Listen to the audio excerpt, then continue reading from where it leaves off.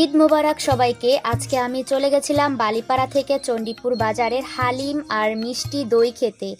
আজকে ছিল ঈদের দিন, সকাল থেকে অনেক বৃষ্টি পড়েছে, রোদের তো কোনো দেখাই ছিল না। আর এখন একটু আবহাওয়াটা ভালো হয়েছে, এই যে দেখতে পাচ্ছেন রোদ উঠেছে।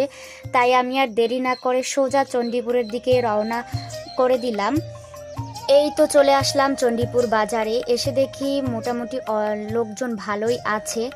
এরপরে আরও অনেক লোকজন এসে ভরে গেছে। চণ্ডীপুর বাজারটা আমার কাছে বেশ ভালো লাগে, কি সুন্দর নিখুঁত পরিবেশ, ভালোই লাগে। তারপর চলে আসলাম এই ভাইয়ার কাছে হালিম খেতে। আমার মূলত এখানে হালিম খাওয়ার উদ্দেশ্যে এসেছিলাম। কি সুন্দর করে ভাইয়া এখানে হালিম বানাইতেছিল আর আমি একটু বাইরে দাঁড়িয়েছিলাম।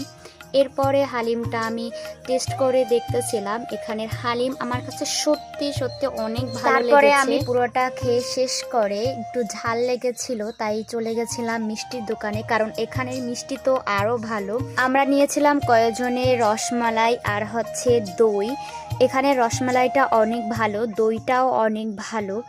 আপনারা কে কোথা থেকে আমার এই ভিডিওটা দেখতেছেন অবশ্যই কমেন্টে জানিয়ে যাবেন। আর আপনারা কে কে চণ্ডীপুরে চিনেন এবং চণ্ডীপুরের মিষ্টি তারপর এই হালিম পছন্দ করেন অবশ্যই কমেন্টে জানিয়ে যাবেন।